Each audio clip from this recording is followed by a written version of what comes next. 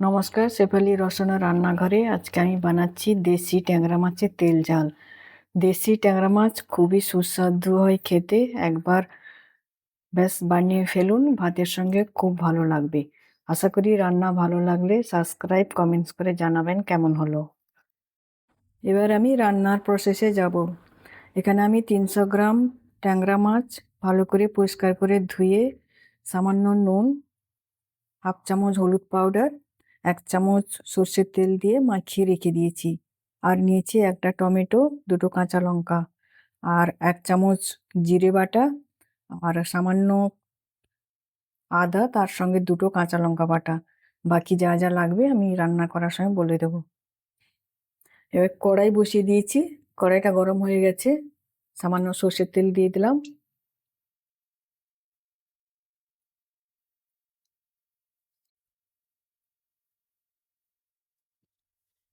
এবার তেলটা গরম হয়ে গেছে, আমি এক এক করে মাছগুলো ভেজে নেব।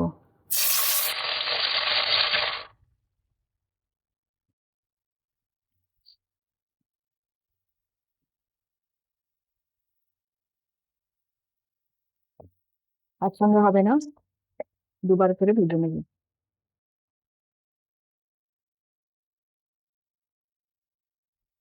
এবার মাছগুলো আমি ভেজে নিয়েছি 2 পিস। এবার মাছগুলো আমি তুলে নিচ্ছি।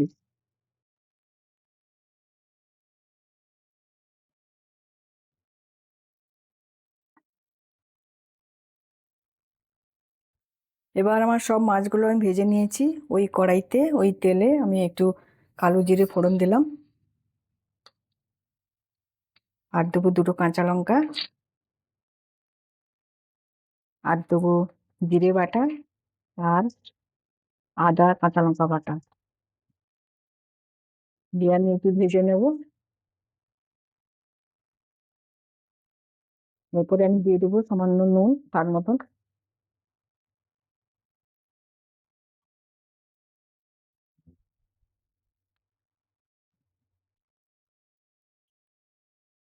এরপরে আমি দিয়ে দেবো টমেটোটা,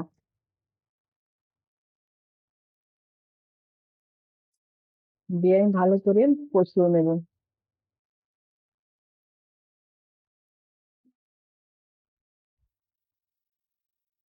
এবার মোটামুটি গন্ধটা চলে গেছে, কাঁচা গন্ধটা। এবার আমি দিয়ে দেবো হাফ চামচ হলুদ পাউডার, 1 চামচ কাশ্মীরি লঙ্কা পাউডার, আর দেবো একটু গরম জল,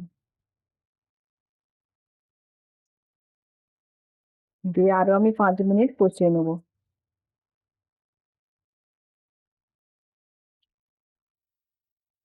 এবার মশলাটা ভাজা হয়ে গেছে, উপর থেকে তেল ছেড়ে দিয়েছে। এবার আমি দিয়ে দেবো সামান্য একটু চিনি,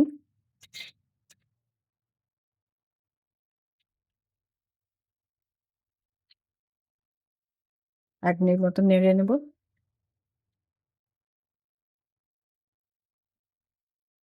এবার দিয়ে দেবো পরিমাণ মতো জল।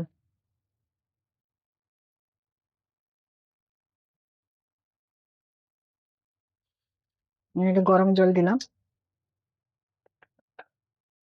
বেশি জল দেবো না, কারণ বেশি গ্রেভি থাকবে না, মাখা মাখা হয়ে থাকবে। এবার ফুটে উঠলে মাছটা দিয়ে দেবো। এবার ফুটে উঠেছে, আমি মাছগুলো দিয়ে দিলাম।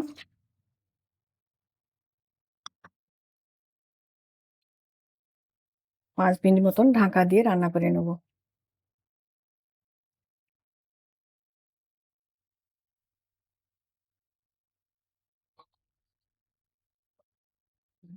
এবার ঢাকা খুলে দিচ্ছি। ট্যাংরা মাছের তেল ঝাল হয়ে গেছে। আমি উপর থেকে একটু ধনেপাতা কুচো দিয়ে দিলাম, আর দিয়ে দেবো 1 চামচ মতো কাঁচা সর্ষের তেল।